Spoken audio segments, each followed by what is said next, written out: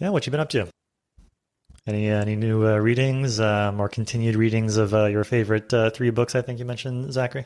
Yeah, just the fabric of reality is the main thing I've been reading recently and trying to understand what virtual reality means in David Deutsch's conception. That's been the main thing I've been looking at recently. Hmm. Do you have an immediate understanding of virtual reality? Yeah, I guess it's interesting. He kind of I guess there's like two takeaways for me maybe that like come to mind immediately, which is on the one hand, um, in that chapter, an exploration of like what kinds of experiences are possible. I guess like what is like the limit of experience. And I guess like he draws the limit at things that are sort of like logically impossible. Right. Um, Yes. and then secondly, I guess the idea that that like I guess digging into the idea that we are currently experiencing a world, but we don't have any kind of direct or special access to it, and so it's sort of like that line in the Matrix where I don't know, it's like I don't know if I think of the right line, but anyway, just like you were always in a virtual reality, you just didn't know it. Right. Hmm. So like, kind of reminds me maybe of something like, just yeah, there's this idea that like there's no escape from having like a theory or something like that. Like, yeah. Anyway, yeah. So it is a cool chapter. Yeah, I like it. And I like the connection between virtual reality and knowledge. Of course, he says that knowledge is a type of virtual reality generator, and it renders images in our mind of what we expect reality to be like, and then we will, have it match reality or not match reality. And that's one measure of how accurate the virtual reality rendering is, or how accurate our knowledge is. And then he also makes another jump with genes, saying that genes are embodied knowledge, which embody virtual reality renderings of their environment. So I want to understand all of that. I do wonder what at what point you can say something is sort of rendering an environment versus it's just computing two plus two, or like telling you to build a certain machine. Because I think like we mentioned talked about last week, there's a difference between having like some instructions like in your genome or in a recipe to tell you what to do versus some kind of model of the world. Hmm. Like there's a difference between sort of a game environment versus just a recipe. Um, and so I think you could say like, hey, I'm going to invent a world where I think this recipe makes sense. Like if Hmm. this recipe exists, probably there's a world that exists that recipe was meant to, participate in. Um, but yet there's a difference between the recipe and that world. So you're sort of reconstructing on your own what world that recipe might have been involved in, but the recipe doesn't tell you. It doesn't actually tell you the world what the world is like directly. But yeah, that's the rendering. Well, that's the idea, I think. As you're saying it, like if you're reading something, whatever you're reading is rendering something in your mind, right? So it's evoking images in your mind. So the mental impression is the virtual reality rendering. And if you have a recipe and you you you assume that that recipe exists and it exists in some world, it has to exist in some world, and the impression of that world is going to be brought upon in your mind, which means that it is triggering a series of images, which means it is a virtual reality rendering. So I think that's the steps that David Deutsch makes, though it's not extremely clear to me that this is why I'm trying to understand it. But I think that's the steps. Yeah, I think that like the general question is like, what is the relationship between any mm, piece of information and some sort of environment you might construct? Hmm. Uh, yeah, it's a bit tricky. I don't know. Like, not everything is an environment, even though you might be able to say something has a relationship to some environment. Um, but yeah, I don't know. Any thoughts on that, Logan? I have some other stuff about the blind watchmaker that's kind of on my mind, but so that's where my head is going to go after this. But I got no thoughts. cool. Exactly. That's well, I knew that's what he would say because that's no, no, I You've get it. got a good model. Got a good model of them in your mind. Yes. The Ali, what's up? We've just been discussing the chapter on the fabric of reality from, or the chapter on virtual reality, the fabric of reality for a second there. Um, Yeah. Nice. And I should say, just to bring it all home, of course, my interest is beauty. So my the connection that I'm making is that to understand beauty would be to understand the environments in which it can replicate in. So that would mean that you understand either the works of art that it could work in or the minds that it could work in. And I'm saying work, but I mean specifically it would survive in, or it would be causally tied to its own survival. So I feel like there's some there's some um, standard for what it means to appreciate beauty that's somehow in this conception of virtual reality, and it's a standard that most people don't attempt to reach. So that's As in that something's more beautiful if it survives in a larger variety of programs, of virtual reality programs kind of thing. that is yes, that would be one part of it, but I'm only thinking about the appreciation of it. So in order to appreciate it would be to understand which environments it can replicate in. Mm, So, yes, what you say is correct. To be able to replicate in more environments is one measure of beauty. But in order to appreciate the beauty is to understand which environments it replicates in. In the same way that to understand knowledge means to understand the reality that the knowledge is rendering, because the knowledge is rendering our reality. So anyway, that's gotcha. the connection to what I'm interested in. I think Very there's cool. it makes me a little uneasy. I think because in my head, the idea of trying to understand art by understanding something else is what I think what confuses me because it's almost like saying to really understand the sculpture, you need to understand the people around it. Mhm. But I think it's more like the reverse. I would think like it's like you want to understand what is objectively special about the thing, and then that will tell you, I guess, incidentally, well, who will appreciate it if they happen to understand that thing. Sort of like, yeah. Uh, so yeah, it seems to me like something is flipped there by Mhm. turning the attention away from the thing to sort of the environment around the thing. Um, But what you're saying is it seems similar here. If you're, I don't think it's understanding the work of art. What is being understood is the beauty within the work of art. But to understand the beauty, you have to understand the vehicles, which it would be, a vehicle would be a part of the environment that it replicates in. The vehicle would be the work of art. But to understand the beauty is to understand where that beauty can replicate. I think that like the idea of replication is also sort of a secondary thing, maybe Mhm. because it's what really matters isn't even replication just in general. Like replication, Survival of knowledge, I think, is the more general version of it, but it's just easier to say for me. It's easier for me to say replicate rather than which environment it would cause to make it survive. But uh, that's well, that's yeah, but I think even if you're looking just at evolutionary things and at a gene, let's say, you could say, okay, in what environments will this thing survive?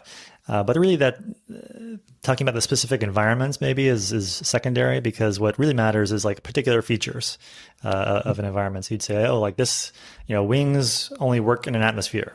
Mhm. So we can talk about atmospheres in general, and you don't have to talk about any particular atmosphere. And so you could say, hey, like this painting, it involves a lot of, color is key to how this thing works. It is distinguished by its special use of color. And so you can just stop it there, full stop. And incidentally, you could say, hey, if you can't see color, you're not going to get this painting. But the Right. thing which would be important is to maybe analyze this painting in light of other paintings and explain why it's different, if indeed it is. And so you could, just come up, so somebody could show you 10 paintings and you could say, I'm just going to explore and compare these and see how I feel about each one. And if one of them turned out to be special for some reason, maybe you would hit upon the idea that color was the special thing. But really, at no point is it necessary, I think, at least in the first analysis to like look at any environment. You're just looking at these things, you're comparing them in terms of properties like color. So it's that property that matters, not any particular environment. But you can then go on and say, hey, like nobody would come up with this if they didn't have different pigments of different colors and didn't have the idea to do this. And if they couldn't see that and appreciate it, then, they couldn't sell any paintings, and you could have many things that go beyond that. But it starts with that more intrinsic feature. I think I basically agree with Carlos on this. Like, I'm trying to think of an example that makes this concrete. And it's like, imagine there's like an ultraviolet color that we can't see, so no paintings are being made with that here on Earth. And so when you're thinking about that kind of painting, this particular Earth would not be part of the slice of the multiverse that it survives in. But it is almost, it's not wrong, but it's like almost unnatural a little bit to talk about it in those terms, as opposed to just in terms of like, oh, this is a special type of color that some organisms can see and some can't. As opposed to talking about it in terms of like that being the definition of like, this is the color that this slice of the multiverse can see, as opposed to in terms of its intrinsic properties. But at the end of the day, it's like one and the same thing, right? I think the organism evolution analogy is appropriate, where it's like, yeah, if you study an organism, every aspect of it tells you something about its environment. I'm trying to think of counterexamples, but it's like more natural to talk about the wings of a bird being like an aerodynamic object, as opposed to, oh yeah, the wings of a bird are this thing that help in this slice of the multiverse where there's an atmosphere. I don't know if I'm making sense, but it's just like, seems awkward and extra heavy to talk about it in that way. Yeah, and I should say I'm on board with what you guys are saying, and I do think it's awkward and weird the way that I'm thinking about it, because I'm trying to read the fabric of reality and David Deutsch's general philosophy and apply it to aesthetics, and it's taking me to weird places. So I want to go to those weird places and see what is actually there. If we indeed take any part of a work of art as embodying knowledge, then to understand the knowledge would mean to understand the environments in which it can replicate, or the environments which embody that knowledge, which is, to me, in the general sense, to understand knowledge is to understand our reality.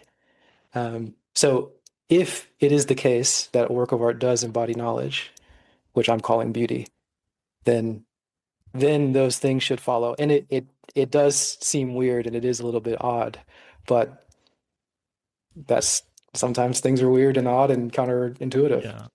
One thing to say that is, I think, maybe interesting is that when something replicates, that's sort of a secondary or like later consequence of like first assessing the quality of something.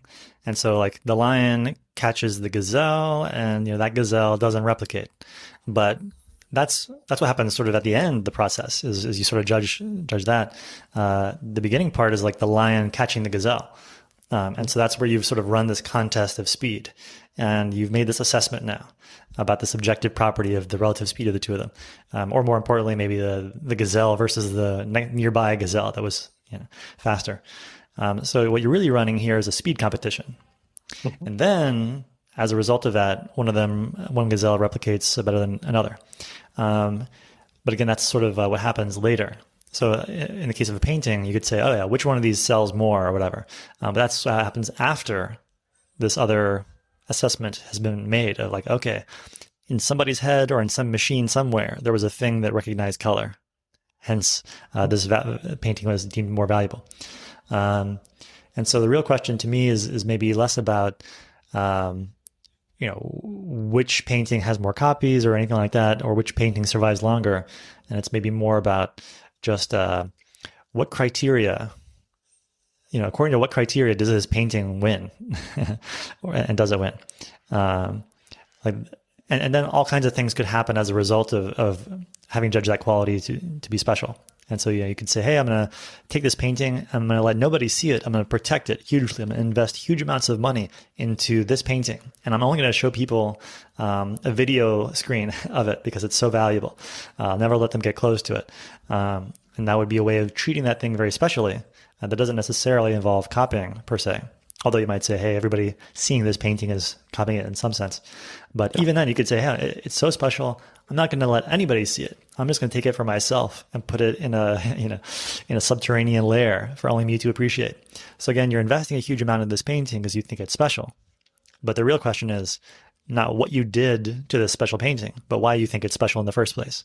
So that's, I think, where my head goes. It's all about the criteria that you use to assess the thing. Mm-hmm. But we can so conclude our bashing of the idea, our uncouth bashing, and carry on. But yeah, Tyler, nice to see you here. If you have any thoughts you want to get out prior to my deluge of ideas on the blind watchmaker, by all means, feel free. Get Hello, in happy ahead. to be here again. I missed the first part of whatever the discussion was. Um, I was just thinking, I wonder how we,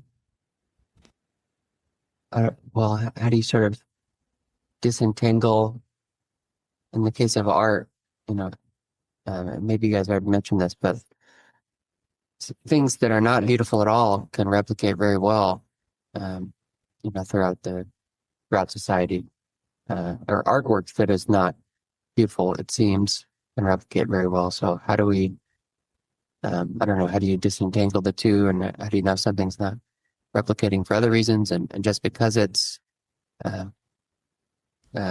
fecund, as high fecundity is replicating very well, how do you know that that's actually, because it has merit and not just some anti-rational or, you know, temporary thing? So I don't know if that was mentioned, but that's what came to mind for me.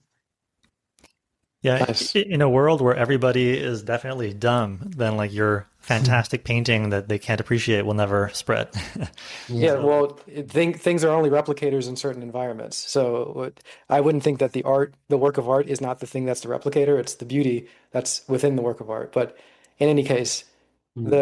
the beauty, or we can just say the knowledge, just to make it even more general. The knowledge is the thing that is replicating, not the work of art. The work of art is a vehicle for the knowledge. Um, but yes, you could have things artificially boosted or artificially restricted. It would be somewhat difficult to untangle that, but you just you put it into more environments or different environments. Mm. That's really kind of your only option there. And then you can open up to outside of a single universe view and look into the multiverse and have more options there to see different things and how it plays out in different worlds. Though Yeah. we don't have direct access to that, of course, but that's And the angle to look at. I guess a diversity of environments in one universe is like one universe's version of many universes. Hmm. So Yes. I sort of see the same idea. I've been wondering, in thinking about AGI and stuff, and hopefully I'll be able to think about it more these days, but um, if you could have, yeah, I don't know, if like dreaming is a way of creating multiple environments to, test ideas and explanations, and battle test them. And if there's something more general about that, like a big part of evolution is, or I guess this would just be mental evolution of ideas, is coming up with many different environments. And I don't know if dreaming is really, yeah, that Well, idea of knowledge being that which is consistent across universes seems is, well, one of, a super cool idea, but also maybe there is something concrete about it, because you can kind of do that. You can, if you have an environment, you can have the computer make many alternatives of it and see what is consistent in all of them. So maybe there's something actually, functional. Uh, yeah, I'm with you on that. And that way of thinking, like you have knowledge and you put it into different scenarios in your mind, just mm, imagination. and that's how you test the niche of the knowledge. Yeah.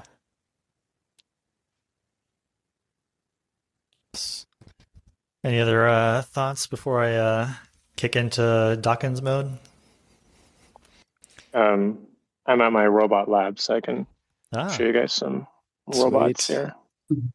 Um, Cool. flexing on me here. I'm like, hey, I have this book that I've been reading. I want to talk about it. exactly. I'm just this Giga Chad. Look at these, millions of dollars of equipment behind me. Anyway, we can talk about your book.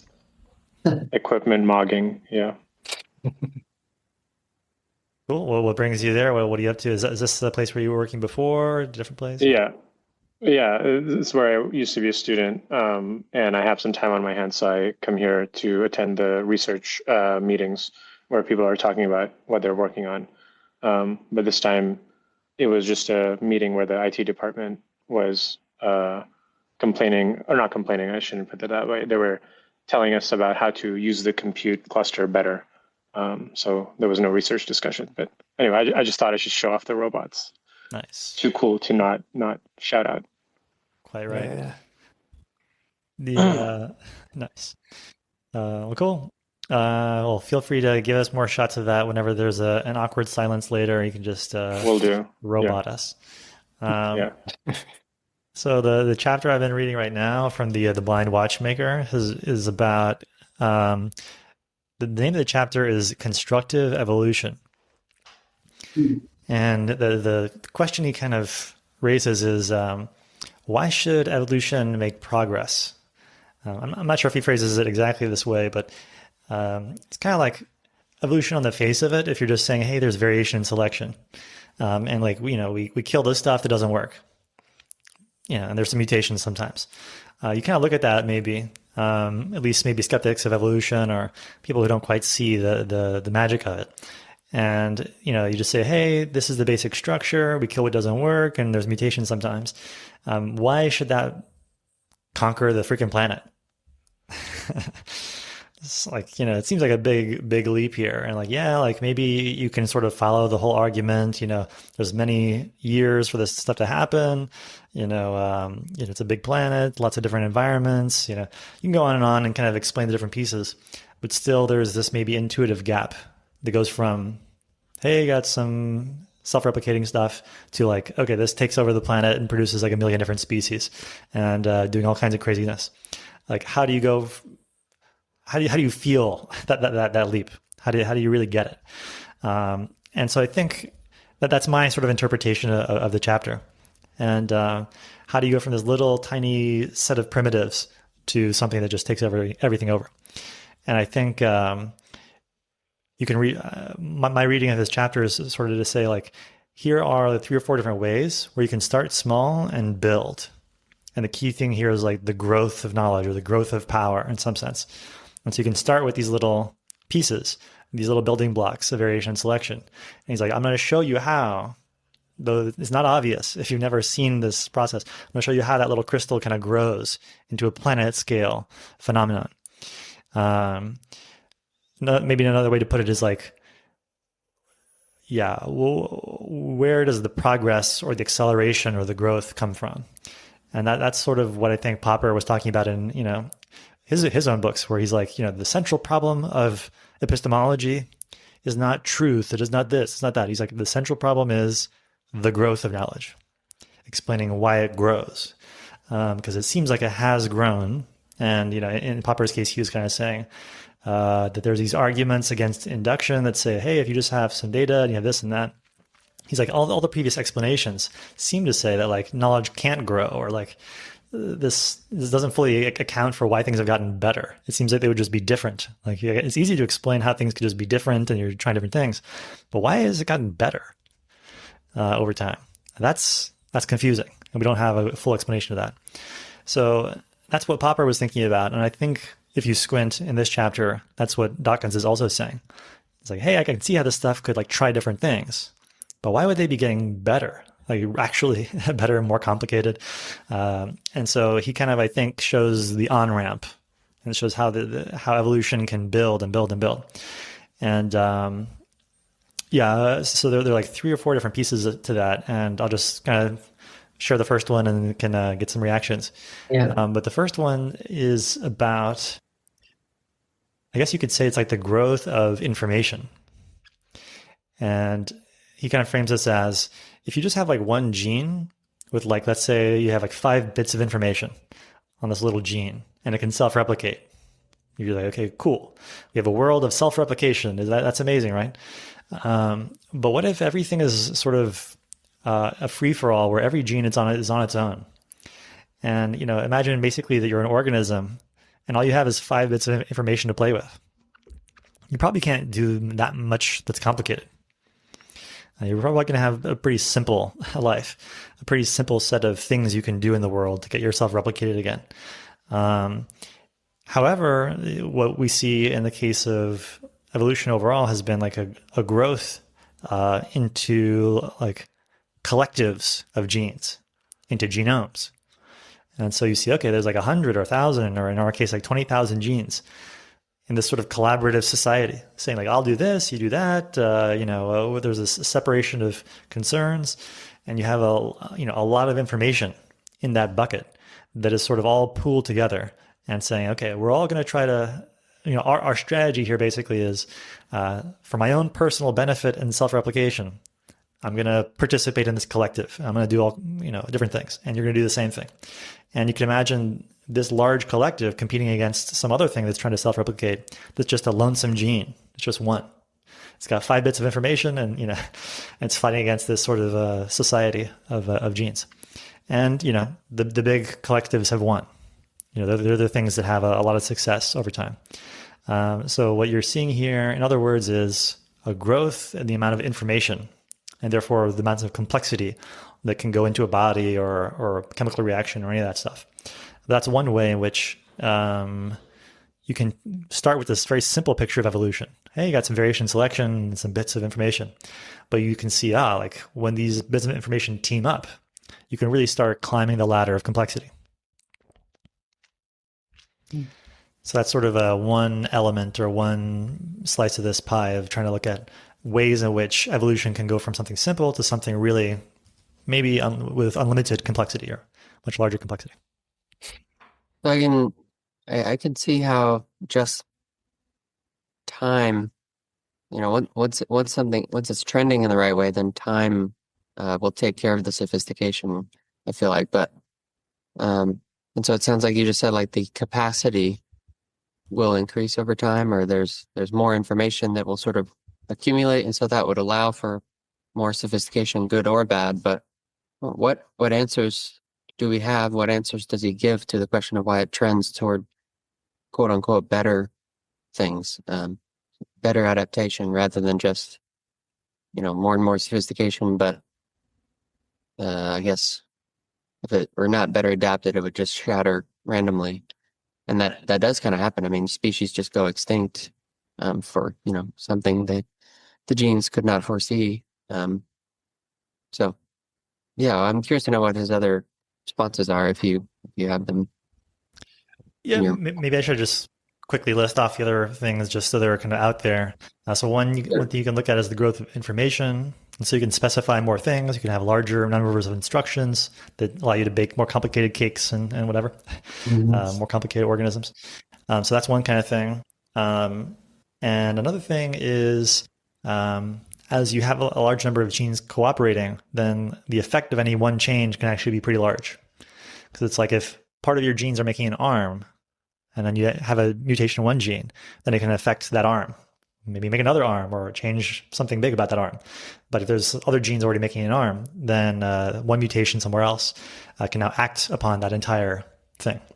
So this gives you sort of a growth in mutational power. So you have a growth of information, a growth of, let's call it variation power.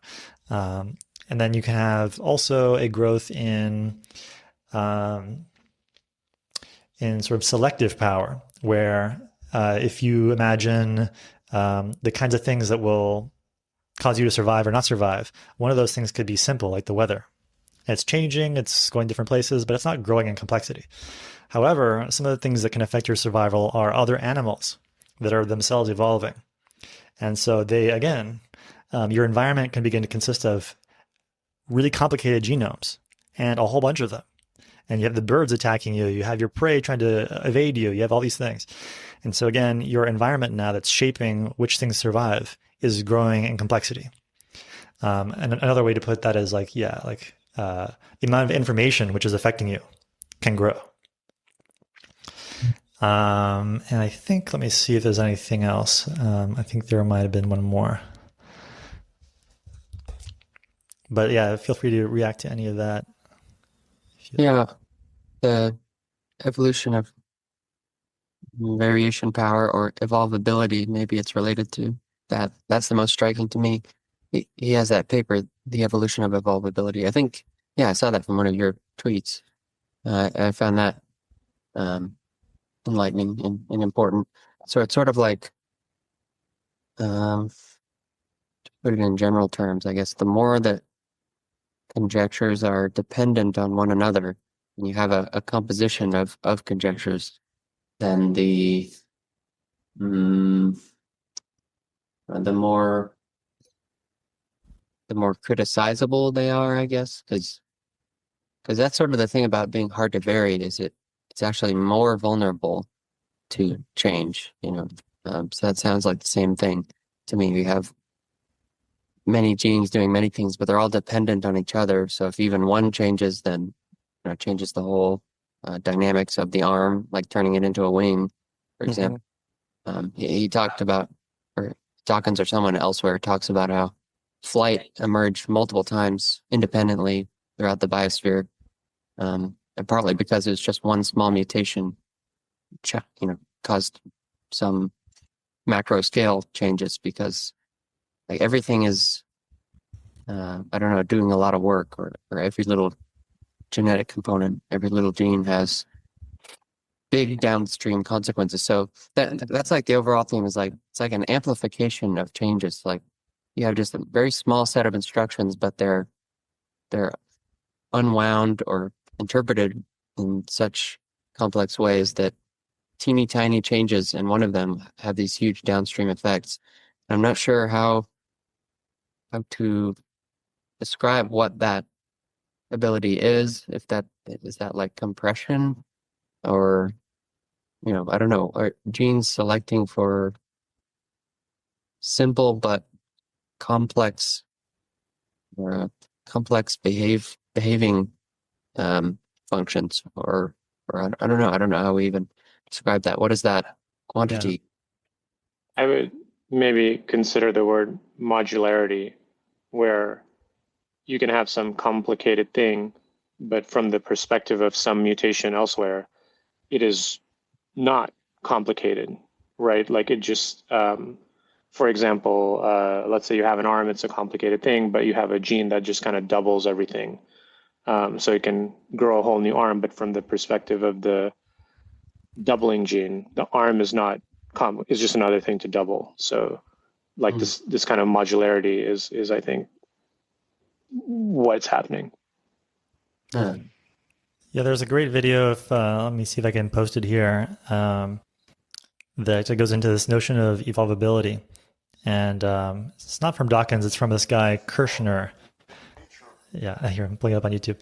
Yeah, he kind of goes into like 3 or 4 different things. And like one of them is this idea of like modularity, for instance. But there's like, that's one of several things that kind of contribute to, what they call evolvability and the ability for like any given mutation to be more powerful and more likely to succeed and like less likely to just screw everything up.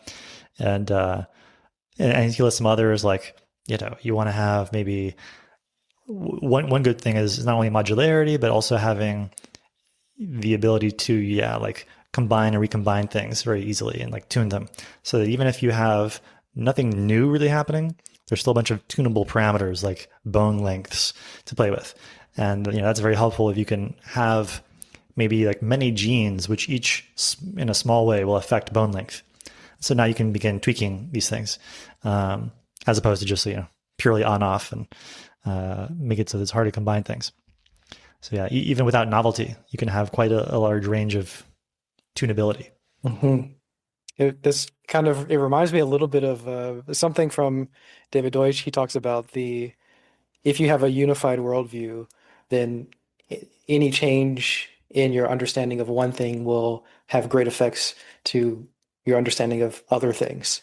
So, and the kind of silly example is if you think that physics is important for your worldview, you might look at some shadows and see that the shadow being here rather than there means that there are parallel universes. And that's the more unified your worldview is, you get these like very, very subtle differences that have great big effects in how you see the world. So when everything is more unified, then you have this variational power or this mutational power where subtle changes can change your worldview. Right. Unified Yeah. meaning like, well, go ahead, Carlos. I thought we could drill down on that maybe. I was gonna say like another way to think about it that kind of reframes that a little bit is just you know a gene can have effects. As you can imagine, dropping a gene into some kind of environment, and then imagine all these arrows of effects kind of going out. And what those arrows eventually do will depend on what else is around. So it's like if one little gene can trigger some stuff, but there's a bunch like if there's a nuclear bomb right next to it, then it can have quite a large effect. Um, It can trigger a bomb, and if that bomb isn't there, it's going to have a weaker effect. And mhm. so if there's a whole bunch of other genes around to be affected, and they're all doing their own thing, then that one gene, which if you just put it into intergalactic space, it would have no effect at all. But if you put it in and among other genes that are sort of listening to it and able to be affected by it, okay, well now you have any change in that little gene will have a lot more potential. Mhm.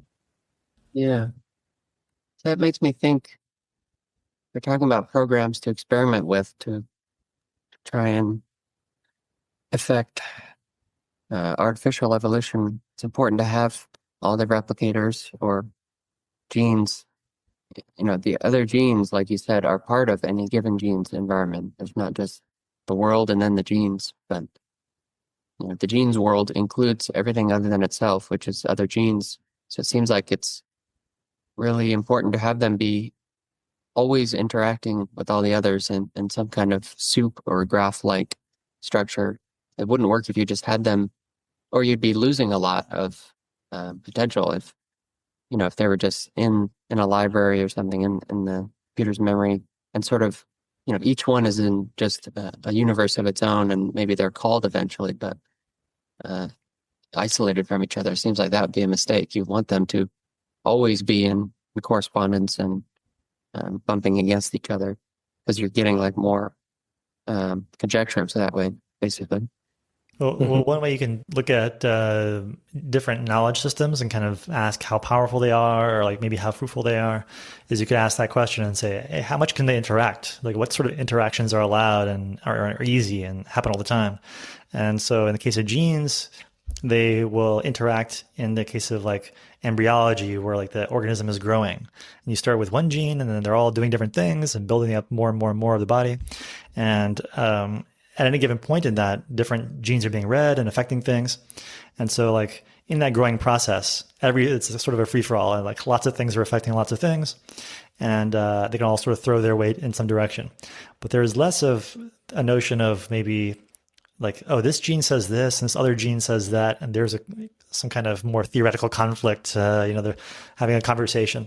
That doesn't really happen. It's more like, you're on a big team and everybody's pushing in some direction, and the fact that you're all pushing in different directions, leads to different outcomes.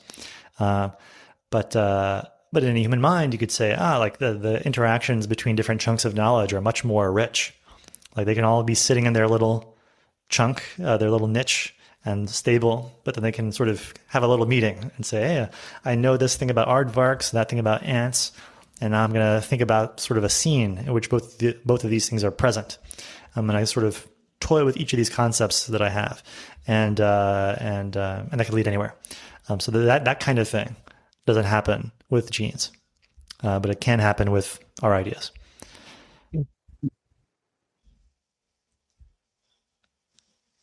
Yeah.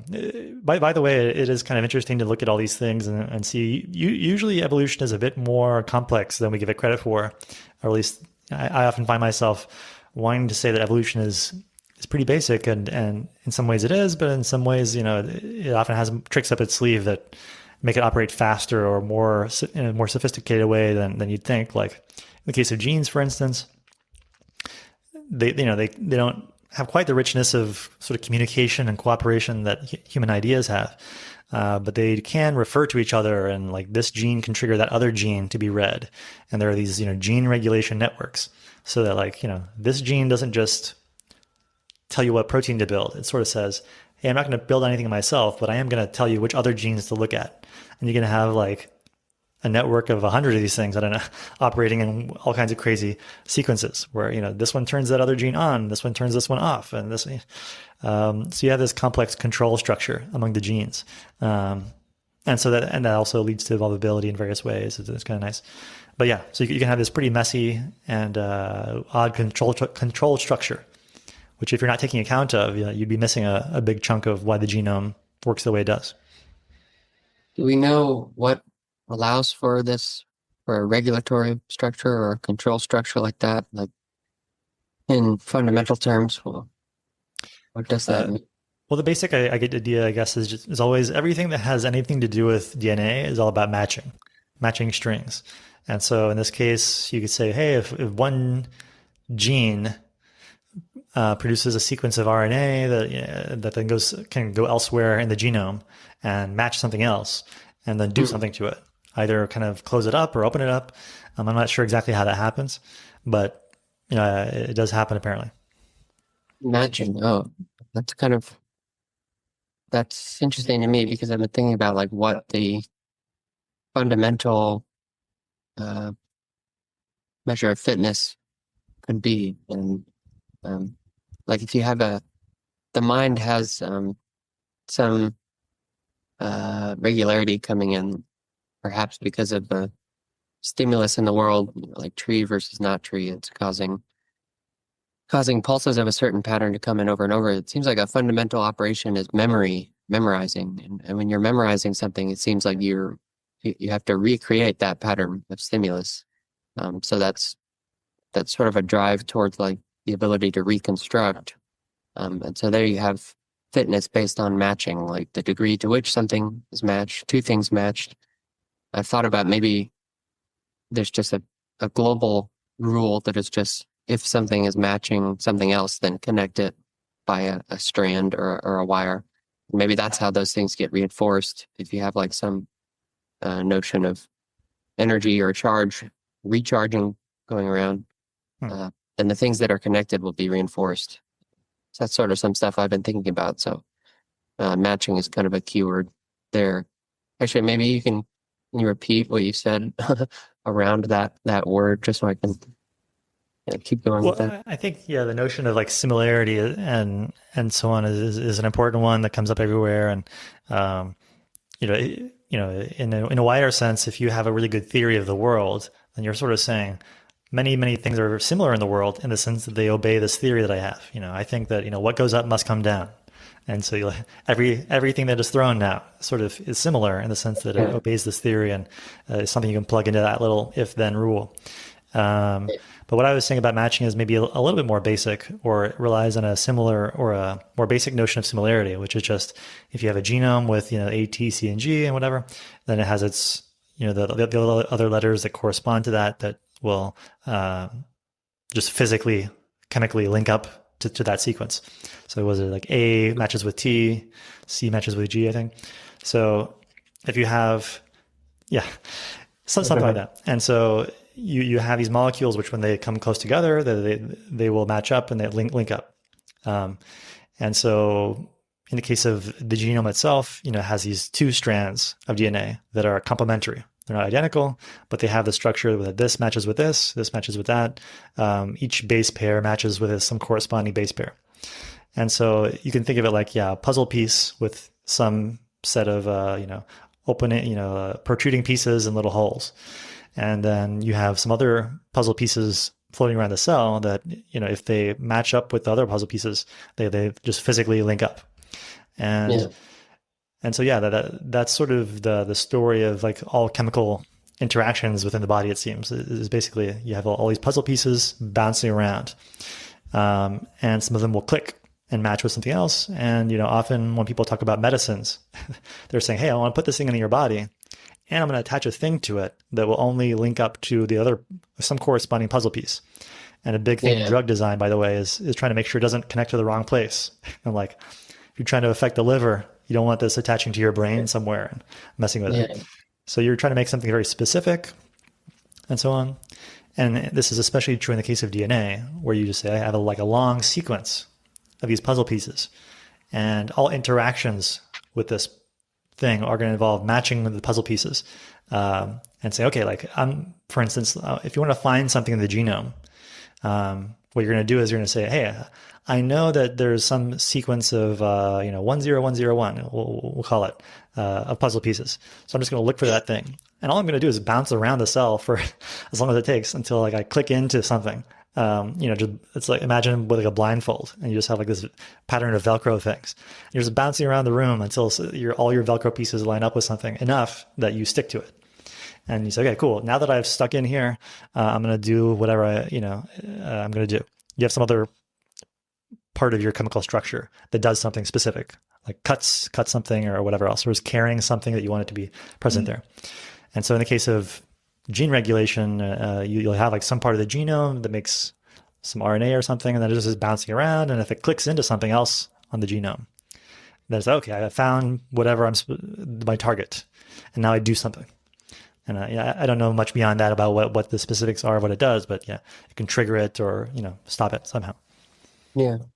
Seems like we have sort of two different notions of matching. One is like key into lock type matching, like matching a thing with its complement, with its partner, which might be a totally different thing.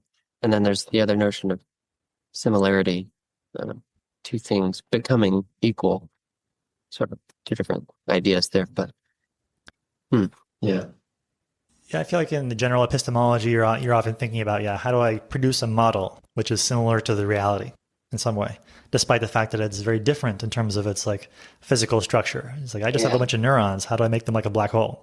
Well, certainly not by making them as dense as a black hole, but some similarity in some other sense. So that's a more... Well, yeah, from a mind's perspective, everything is just signals coming in, including just, observations relating to a black hole or anything. So the model that is selected for will be the thing that it is causing the same sorts of activity that those observations are causing. So there's sort of a matching there. So it's like replication success of conjecture will be based on how well I guess itself is causing activity, input activity or other activity to be recreated. So that's what I keep coming back to, is like recreation is like the fundamental drive or something. Physical embodiment of knowledge, Yeah. It's a little bit circular, though, I think, because if you say, hey, I look out into the world and I want to produce something which has the same effect on me, that's maybe not quite right, because, if you're blinded by the sun, it's having many effects on you, and an accurate model of the sun would not also blind you.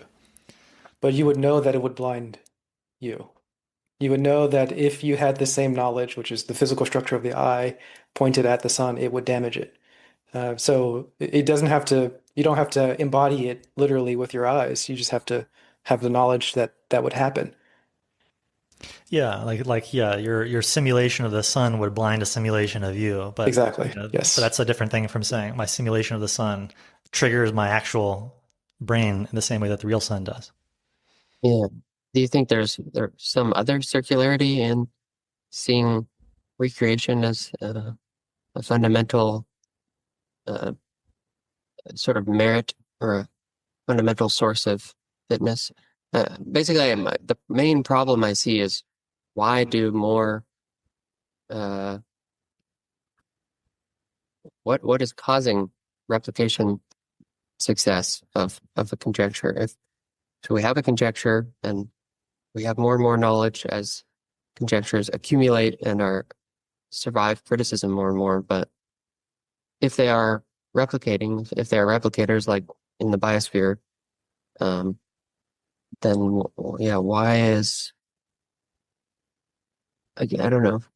I guess I don't have a thought there, but a Well, unique connection between replication and correctness or knowledge. I don't always see the connection.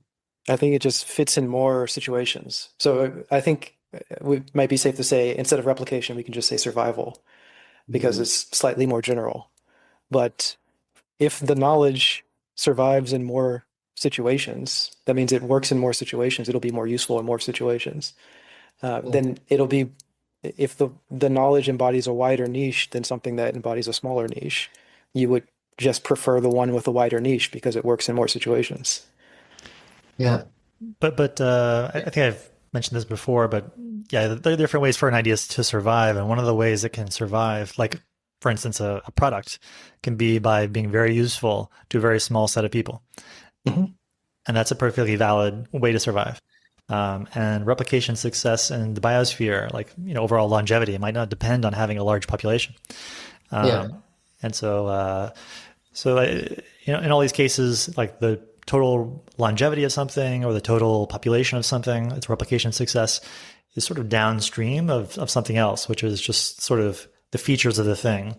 Um, and in the case of a mind, sometimes I'll be thinking, if I'm just thinking about how my mind makes progress, uh, really the question isn't like what survives in the mind. The question is, how do you set up a mind such that the good things win? So it's like the flipped question. You're not asking, hey, here's some stuff. Why does it survive or not? The whole question is, how do you build a mind that where the good stuff does survive and the bad stuff does not? And it's an open question how you construct a mind to achieve that. Because for one thing, you could say, hey, I'm going to invent a mind where like it has a fixed notion of what is good. And so if you were to give it a painting that, involves something else that was unrecognizable to it, you'd say, hey, it's like showing a bunch of humans an ultraviolet painting, and to them, it just looks white. Well, it's not special as far as I can see. So you would have to augment them somehow or change the painting so they could see what is good about it. And barring that, if they couldn't do that, if the situation was somehow fixed, then whatever the quality of the painting, like they aren't going to see it. And so it won't survive. It's going to get thrown away. Mhm. So, so in the mind, in an open-ended mind, if you want open-ended progress, you need to avoid something like that. So you're saying, hey, I want to construct a system where that doesn't happen, where if something is good in some new way that has never before been seen, that it can nevertheless construct whatever it needs to construct, a new idea, a new piece of technology, to appreciate this new form of goodness that never existed before, this new form of specialness. And so that's almost the reverse question, I think, of asking just, hey, why does this thing survive? I also like the growth of that. That kind of makes me think of the growth of the selective power, right? Because then the whatever the niche is considered can be more subtle, or whatever is the selection pressure becomes more subtle, or you have to update new criteria to determine how you're selecting for certain new things. So I think that's really Yeah. cool. I like that part of it.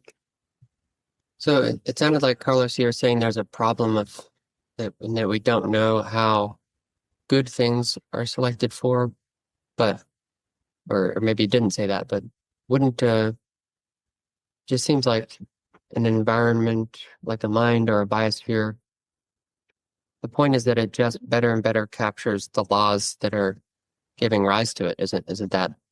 So the betterness is just the adaptation and sort of the progressive approximation of the underlying laws. There is no notion of ultimate better and worse, right? But is it just that that better and better approximation? I know Deutsch. I think he says that of the biosphere that organisms are like better and better approximations of the laws of physics, which I don't really understand totally. But um, is that is that relevant here? Yeah, well, like in general, genes don't ever represent anything, but they do like exploit something. So it's like they're not going to have a theory of quantum mechanics inside them, but they may happen to have a recipe, which makes some molecules, which exploit some feature of quantum mechanics. That it's pretty cool. Like bats don't have a model of how echolocation works in a mathematical sense, but they can do it. They can Well, exploit the notion so of echoes. so don't they have a model though of some degree? I mean, there must be a similarity if they're doing it. Right? So the genes themselves don't have anything explicit about equations or anything like that. Yeah, But they do have this recipe for building certain equipment that can exploit the phenomenon of echoes.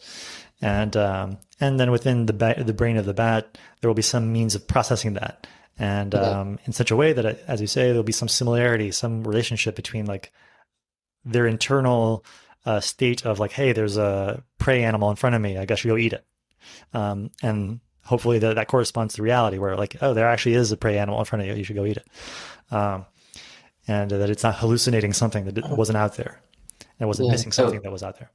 and those organisms would die on average, right? So, isn't that so? That statement of his is correct, though. It still seems to me, even though there's all this other um, intermediate mechanical stuff, there is somewhere in there a reflection of echolocation, the logic of it and the math of it, however noisy and distorted and imperfect and inconsistent, that is still an approximation, and it is getting better and better in the the worse echolocating bats die off. So that does seem like a profound statement of his. I'm with you on that, Tyler, because he does pretty clearly say in The Fabric of Reality that genes embody knowledge of their environment. But I also think that it's not clear. Like he says it, and I kind of understand what it means. But Mhm. as Carlos keeps hammering down on, the genes are instructions for doing certain things. But Yeah, it's kind of weird to even think of them as embodying knowledge of something because they clearly don't explicitly embody knowledge of something. So there's some like ambiguity with the language maybe or something going on there. So in some sense they do embody the knowledge of their environment. Maybe you could say that. Maybe you can say you can infer the environment given the gene and given the organisms that those genes create, something like that. I But think I think it's not that they. Yeah, I think it's too ambiguous or wishy-washy to say they sort of do or something. Things are either true or false. So are they right. embodying knowledge of the environment or not? I think they are, hard yes, but it's so they're doing it so minutely and it's such a thin sliver of knowledge of the environment that we're questioning whether they're actually doing it. But I think we should say they are, and that yeah, like I'm picturing all animals with legs now. There's some extremely simple uh, or extremely I don't know, thin logic about gravity there, saying that must push away from thing. Right. We can hardly even put it to words, but um, Well, I think there there's a I, way to kind is of this. square the circle here and say that like the question to ask is what is the knowledge that is present in the genes? And one question you could ask is there an equation in there? And say, okay, well, no, okay, it doesn't have that. Okay, well, there's something quite special about having equations, by the way. Like, that's a very unique type of knowledge representation, which is extremely powerful, can be used in an infinity of cases. It's very small. There's a lot of things you could say about that particular thing if you just look at an equation as an object in reality. Okay, so you say, okay, well, it doesn't have that. Your ordinary rabbit genome ain't got no equations. Okay, so that's one thing we can say. So what but does it have? It but has there something else. are an infinity of environments which it can replicate in. Say that again. A There rabbit? are there are an infinity of environments in which a gene or a genome either, but there are an infinity of environments they can replicate in. So in the same way, it is matching that same thing that a formula um, summarizes an infinity of cases.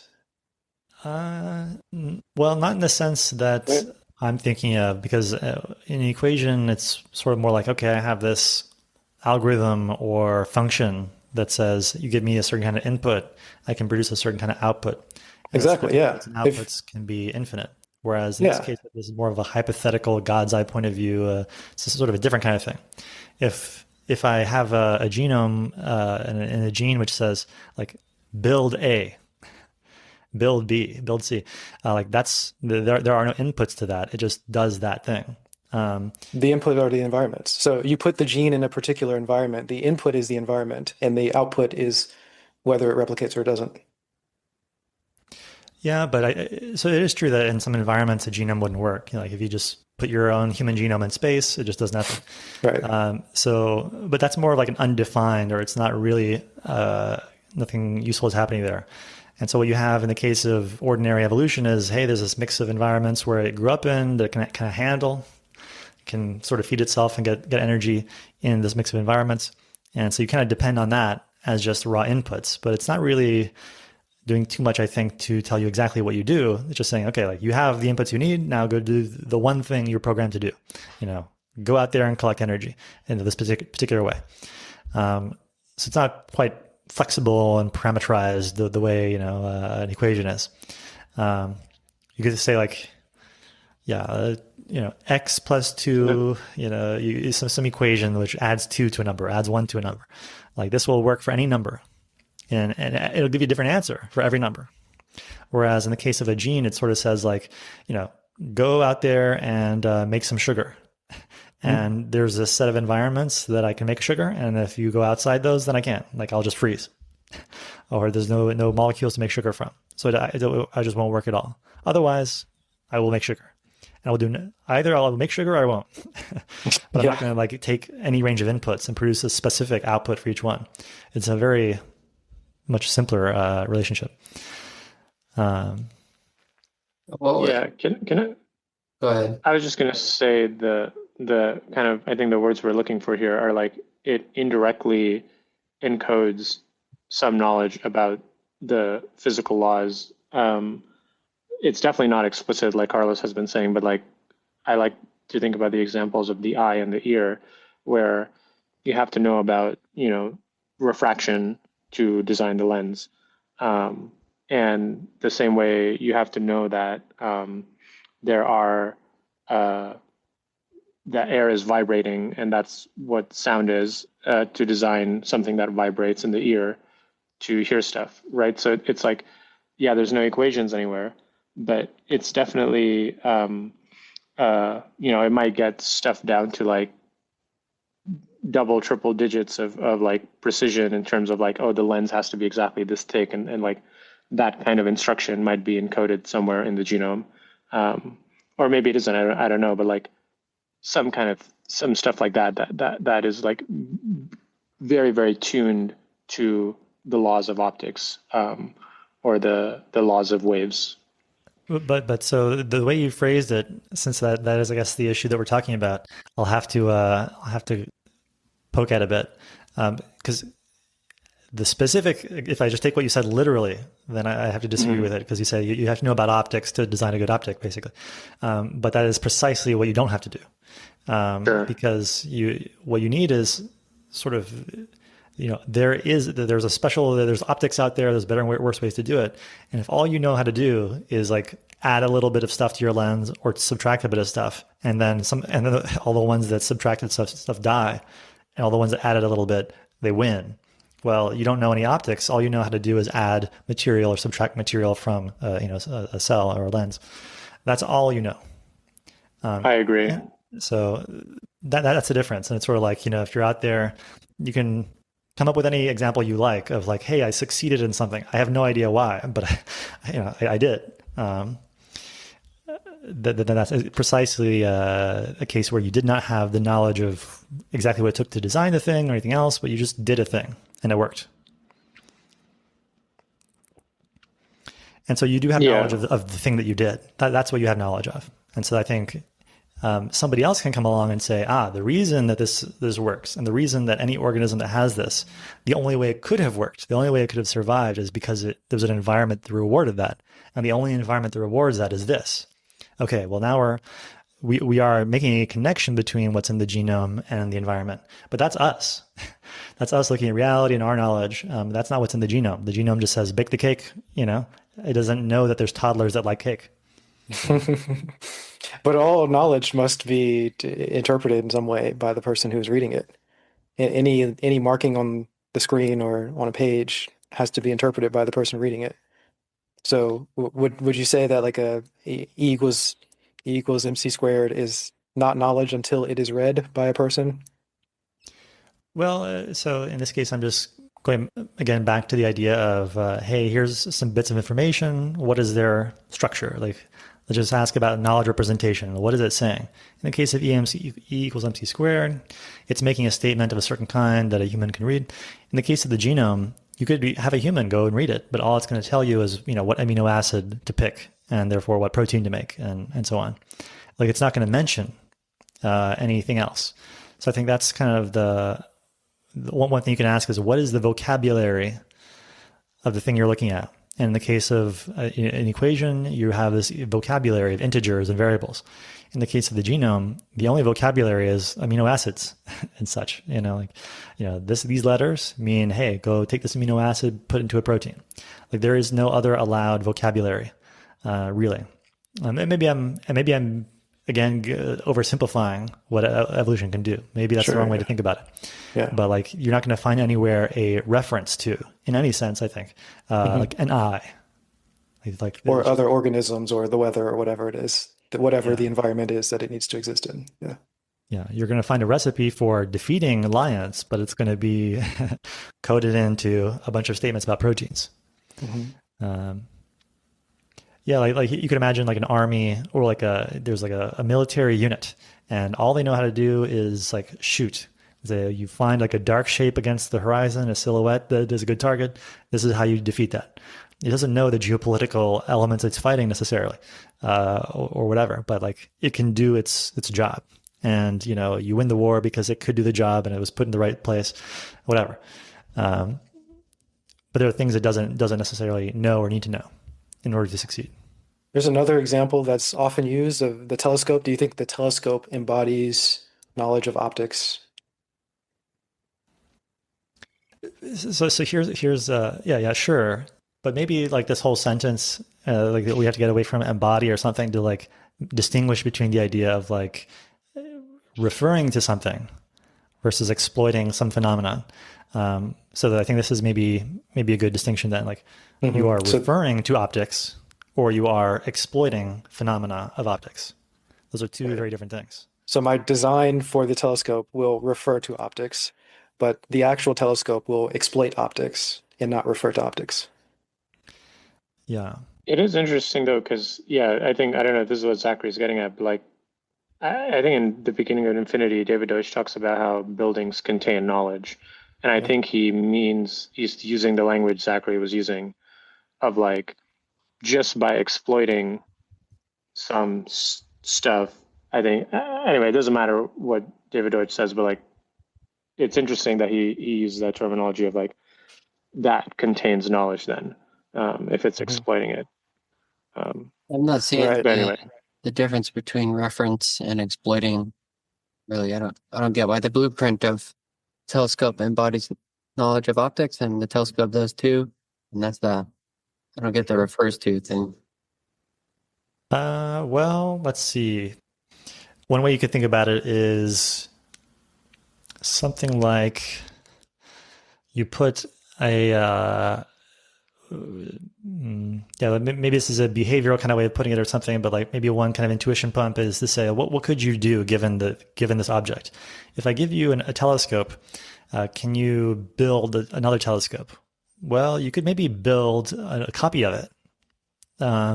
But suppose that you wanted to build one that needed to be quite different for some application. Well, what you'd really want then is the telescope on how to design optics. And if I gave you the telescope, maybe you could design a better telescope for your application. But the very likely way in which you would do so is by like maybe writing your own textbook on optics by experimenting on the telescope you have. Mm-hmm. So you'd have to go through that textbook writing process and that discovery process before you could design this quite different telescope that maybe operated in a very different way. I guess as you're saying that, I'm realizing the telescope is sort of the organism or the phenotype, and then the knowledge of optics instantiated somewhere is sort of the genome. So there is that distinction. So maybe there is, an important distinction to be made. And I'm also remembering that in the Gödel story, or actually maybe it wasn't. Anyway, I'm making my way through Gödel-Escher Bach, piece by piece, page by page. I'm sure I'll have it done before 2100, hopefully. But at some point he talks about how there's like, you can you can reference a thing or invoke a thing like explicitly, but then you can just sort of uh, just I don't know, sort of like leave a place for it without actually referring to it directly, and that allows some, this whole all these additional maneuvers, sort of like I don't know, defining it with like negative space type of thing. I don't remember or understand it enough to explain it, but maybe it was rather than saying like x equals 7 or saying you say or no, I don't know. I can't think of an example, but I don't know. Do you know, Carlos? And is this sort of the same thing? Like there's referring to something, there's like the explicit form of it, and then there's referring to it like abstract terms, which allows for all possible cases or something like that. Thinking about it in the case of math, but Maybe Ali knows. I think he's the one who read all the way through. Oh, uh, no, sorry, I zoned out for a second because I was not thinking about the Gödel-Escherbach point. But if I can interject for a moment, it's like I mhm. think it's interesting. This is a question maybe is like I think the kind of difference that Tyler's talking about him not seeing the difference between referring to something versus exploiting something.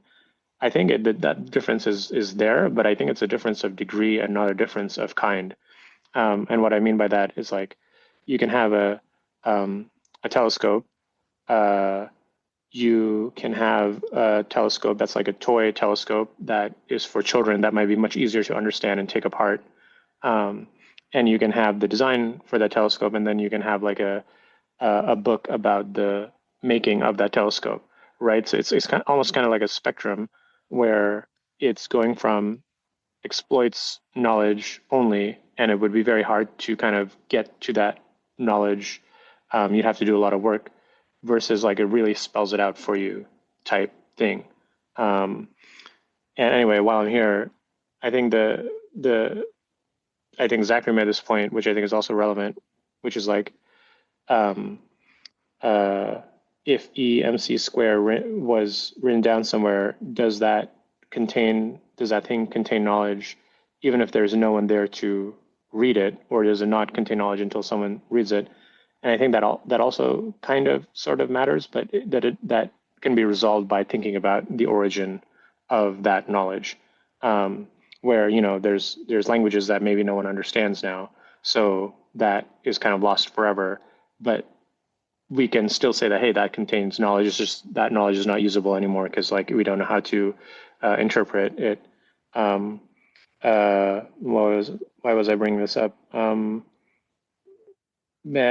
Anyway, so in that sense, there's always a question of like who's around to interpret the knowledge, maybe to a expert telescope designer. Um, he might look at the telescope and be like, "Oh, this might as well be a blueprint. Like I'm so good at this stuff that it tells me exactly how it was made just by looking at it once."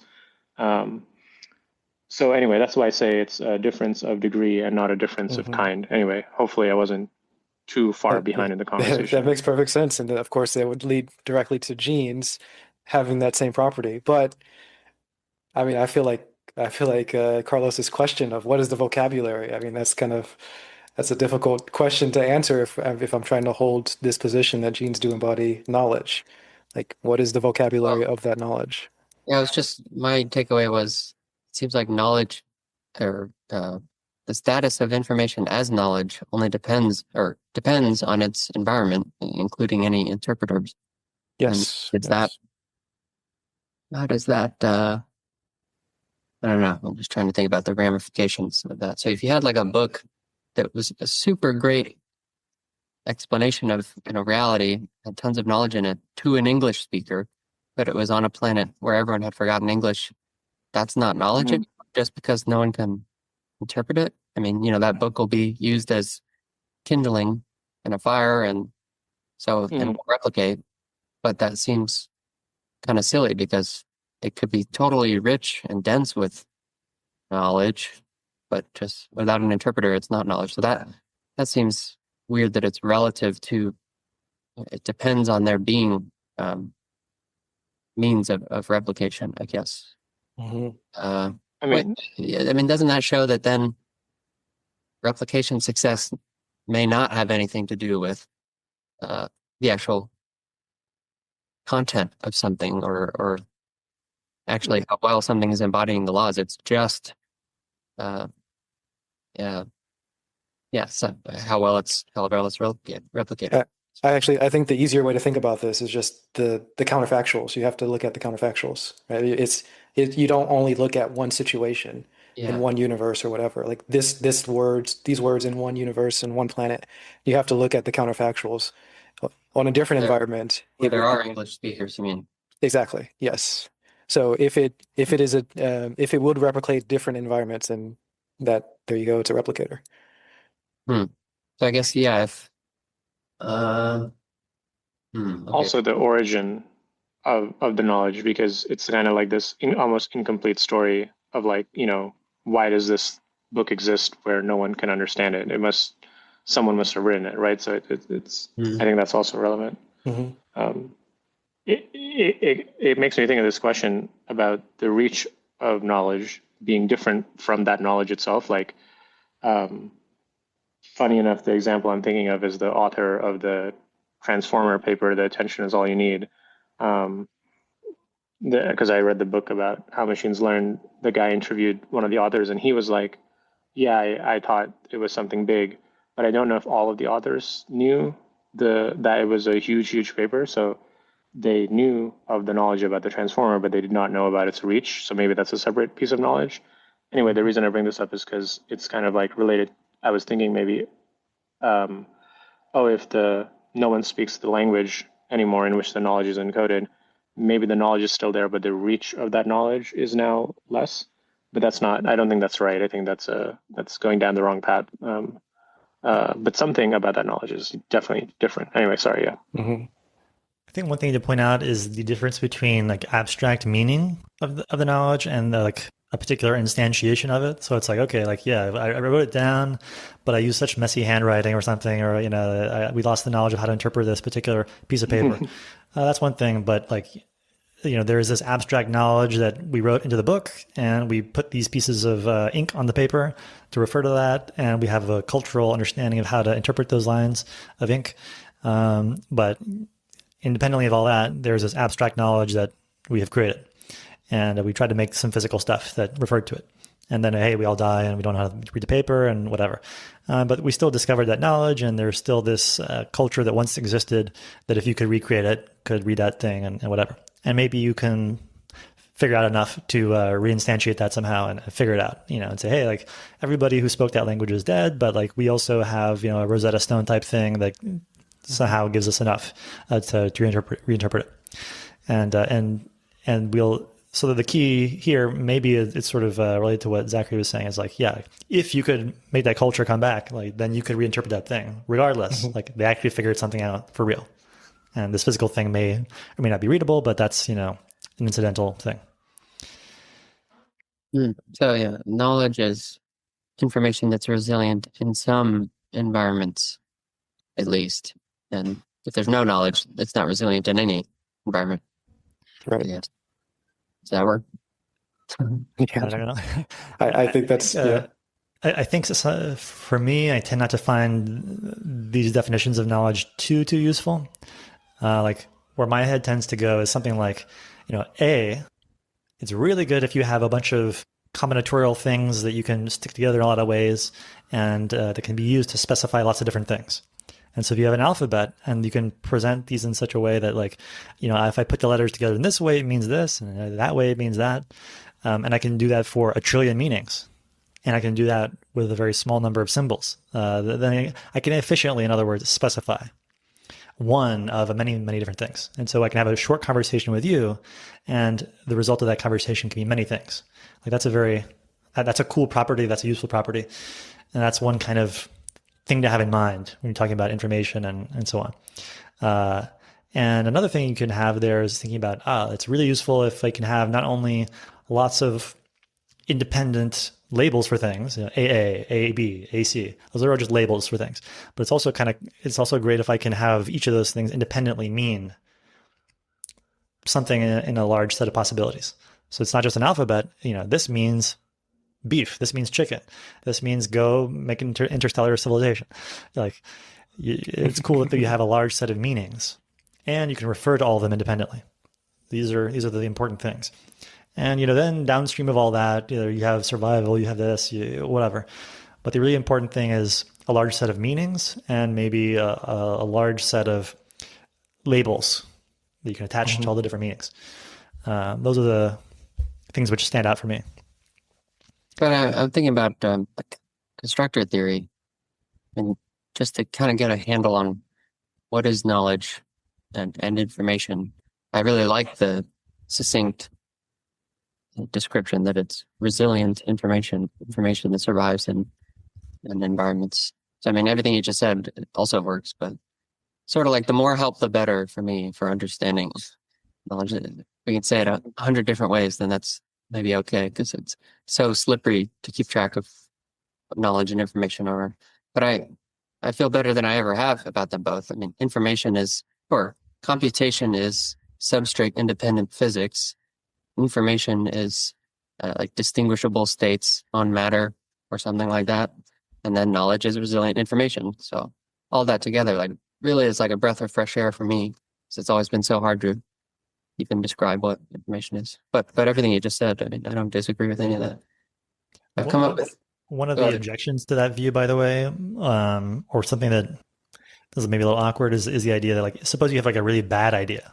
Like, it's still knowledge in the sense that it has meaning, but it just says, hey, it's really great if you shoot your foot on Wednesdays. This is like not a sentence which is going to be particularly valuable to anybody, and we'll all forget it unless we just think of it as a great example of something useless that sticks in our heads.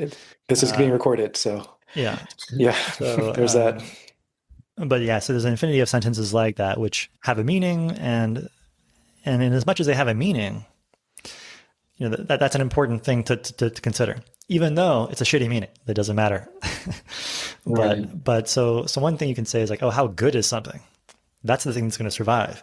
But if you're not interested in the quality per se, you're just interested in the idea that, like, oh, like, this animal had something in its head and it said it, and the other animals understood it, and you could go and do something based on that.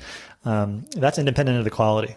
That's just this more basic phenomenon of, you have this distinct set of things I could say and distinct meanings for all those things, and yeah, independent of quality. You can't really explain all that in terms of stuff that survives. You can't say like, oh, like, the thing that I just said is not something which has any particular survival value. It's not going to keep itself instantiated particularly. And even if that thing does, there's, like I said, a shittier version that I could invent that I don't tell you. Yeah, I mean, it's not that. I don't know, instructions to just harm oneself with no other explanation. It's not that has no information content, but it has much less relative to other ideas that we put in that sort of class, right? Like, none of us are going to, statements like that are not going to survive very long relative to other statements like you should eat every day. So in that sense, it has more staying power than just a string of gibberish, which we would all forget in 5 seconds. But I think it does still also have less than other useful knowledge. My point is just to separate a couple things, just so that, like, they're, like, if you want to talk about information which survives for a long period, that's a valuable thing to think about. But there's also this thing in the middle that just, like, it has a meaning, and we can operate on it. And there's a whole bunch of things like that in a head that it's worth thinking about, independent of its longevity or quality. So I just think you want to relax constraints a little bit and say, hey, like, there's a domain of things like that are worth thinking about. And then if you later on want to think about, the longevity and quality, then that's also worthwhile. But don't maybe throw out this weaker thing of just sensible statements. Okay. Well, I came up with 2 other mini topics while we were talking, sort of, not really, just more of what we've been saying. One, so I guess this relates to what we've been saying, and it goes back to that other debate we were having about whether self-replication is necessary for knowledge to accumulate. And Carlos, you and that other gentleman said it's not necessarily, and it might just be that it makes it way easier, but I'm just reminded of it again because we're talking about, something can replicate whether or not it's good, and it can have resilience, even if it's really bad and by some. But by saying that, you're presupposing some criterion of good or bad and effective or not. So isn't death and the ability to avoid death the only undesigned criterion? That's sort of one of the theses I'm trying to work with. So I was just reminded of that. I don't know if that sparks any thoughts, but is it seems like we're sort of talking about the same thing. Well, I think that the problem there is that it's the death is something that can happen, but it's not actually a criteria. Because it's like saying like, hey, you got shot. Isn't that like a universal criteria? Well, yeah, but like people get shot for different reasons. And so the question is about the reason. And so you can die in the natural world for different reasons that are totally unrelated. And so so the phenomenon of death really actually says nothing about the quality, uh, because it is totally dependent on this other thing, which is like, oh, like you fell off a cliff and then you died. So the falling off the cliff Right. is a particular thing. Well, yeah, but that's why it's blind. It's a blind process. I mean, the genes, yeah, the other genes don't get told that this group of genes died from falling off a cliff. It's just that over tons of trial and error, cliff avoidance will replicate better. Mm-hmm. But isn't that so? That's the point, that knowledge only came about by the refutation of death happening and then sort of shaping the environment. So there is no, what other criticism can there be before there is knowledge of how to make criticisms and things? Well, the way I would put it is something like, when something dies, again, there are two distinct things happening. First, there is like some criteria has been evaluated. Like, hey, you stepped on a cliff, you should have not done that. And then once you hit the bottom, all your atoms get destroyed, or like you die. So something physical happens there, and so one general way to look at that is, on the one hand, you have criteria, and those could be arbitrarily complicated, whatever. You got caught by a lion, you fell off a cliff, whatever. And then something happens on the basis of that. It could be that you are destroyed. It could be that you are like totally incinerated, or just that like your heart stops. Or it could be that like, oh, I put you in jail. But there are the different control mechanisms, which is what I would call that. So you have like the criteria, and then you have the thing you do on the basis of that criteria. And I like to call that like control mechanisms or something, or control actions. And yeah, one kind of control that dictators might exercise is I'll just kill things. Another is I'll put you in jail and don't let anybody talk to you. These are both things I could do to limit your impact on things that happen. But in the most general case, there's just criteria and things that are done on the basis of that criteria. And death is not a criteria. Death is just call it a control action that would affect your ability to affect other things. So, but it doesn't assess anything. But it's a thing that can happen. And so, hey, as one good like thought experiment in this regard, you could say, hey, like imagine that I have a world where death happens, but also imagine that it's not connected to anything. Like there's no criteria associated with it. I just like things die sometimes. Like randomly, no reason for it. Yeah. So in that world, death tells you nothing. Right. So that's a universe like without laws, though. Yeah. Right? It's just like I do feel like. Sorry, I was just gonna say I do feel like death or survival is a criteria, and I feel like your argument is weirdly semantic, but I can't figure out what's wrong with it. Mine? It just depends on the environment. No, Carlos is. Oh. So if you have a world where like things can fall, like then the thing that you can say is like, hey, in this environment, because we live in a world with gravity, if you have any point with high potential energy, you can fall and then you get hit and whatever. Like this is a phenomenon that can happen that is destructive. And so the question here is maybe more about like, in this universe, where are there, what is like the flow of energy, including gravitational energy and like, kinetic energy as you're falling and hitting things and accelerating. Like this is something which can blow things apart. And so that is a phenomenon in this universe. And you can look at any of those places where things blow you apart, and those will be evolutionarily significant. Um, so I think maybe Yeah, it's I think you can. those specific instances are cases of criteria, I guess. Okay, why can't you package survival, let's say survival, into a criteria like so? The criteria of being like compatible with reality at a high level, where um, anytime death happens is because on some fundamental level there was some natural phenomena happening in reality that was incompatible with like your processes continuing, um, whether there was like too much kinetic energy was introduced into the system, or there was too many small problems, so this would be aging, or pick your other thing.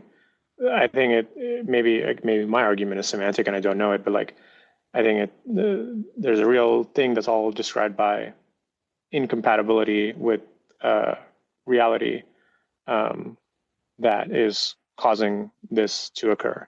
And so something that would be like very, I don't know, deeply profound or important knowledge, let's say, would be that it's survives in many different cases, right? And this is the criteria. Yeah, so like, and each individual death I think of is like shaping the space of, it's like you're mapping the Right. details of, it's like feeling in the dark for where the physics is basically. I Right. think I feel like there's a mistake in the level that we're looking at because the genes are the things that would embody the knowledge in the way that I'm thinking about it. And Tyler, it seems like you're thinking about it that way too. But not the organism is not the level we need to look at. So the organism's dying is what we think of when we think of something dying, not the genes. So the genes can replicate before the organism dies, of course. And that's typically how it happens anyway. And the genes will continue. And there's no mechanism for any gene to recognize that all of its other Right. counterparts are about to die and it's the last one, Right. But or anything of that nature. that seems like that's why death is the only mechanism, though, because they can't communicate and there's no information flow. There's just selection happening. So the selection is sort of mapping the physics. I thought death by death. Does that not work? But yeah, I think maybe I'm trying to die on some label, die on the hill of some label or something. Maybe. Die on it. So Die on maybe. it. That's the only way to select things. So Okay. But yeah, I think it's just useful to kind of maybe look at a situation and kind of walk through it step by step and say, okay, the lion catches the gazelle, eats the gazelle. The gazelle doesn't have any kids, and just ask, okay, let's just divide this process into a couple things. And on the one hand, there's the whole part about the lion chasing it and catching it. Okay, no death has occurred. This whole thing has happened, and then at the very end of the process, it dies and doesn't have any more kids. Okay, and just to say that if the death part is causes that part leads to the no kids part. Okay, cool. But that by itself isn't the thing that matters. What matters is the whole previous race between the lion and the gazelle, or at least that's where the assessment is happening. That's where the competition is happening, and then we have the results of the competition. So that I'm just trying to point at that distinction and say, like, hey, if you imagine a world where there was death but no competition, it just happened randomly, well, then you wouldn't have evolution, because the death would be happening randomly. but if you had And the converse, if you had the competition but no death, then again, then the competition wouldn't matter. Like the lion catches the gazelle and says, "Friendly competition, keep on going and having kids. It's just a game." but actually we could have different forms of selection, right? We can have a competition between Newton and Einstein, and we don't just forget Newton. Like we've selected against it, but we keep it. So the selection doesn't have to be death in that instance. Now, I don't know if that's Yeah. going too far metaphorical for you, Tyler, and going off of your I example. was gonna say I wouldn't say metaphorical, but in some sense, even the lion and the gazelle, let alone Einstein Newton type discussions, to me, like what I'm hearing is like, take this set of trillion conjectures and this set of trillion conjectures, and how would those interact? Like, this is, I wouldn't say metaphorical, but way, way higher level than I am looking at the problem. I coined Mhm. this term microepistemology because I feel like really I want to think at like the cellular level of like, or, like lambda calculus type level of like, what is a refutation? What is death? Why is replication happening? So I mean, super high level examples can help, but to me, they make it harder to get to the root of things. Even the lion and gazelle, in some sense, I think of like, conjectures in like the minimum viable form or something. So I'm picturing sort of like cells and your interaction combinators and things like that. But that's my reaction to that. And the point you made might be valid. I don't disagree. Well, I think it's useful to look at just like a little evolutionary game that you set up, like the blind watchmaker and biomorphs and things like that. You just like, okay, I have like a little, like, at the most micro level, I just have like a little Python object or a little list of like letters and things.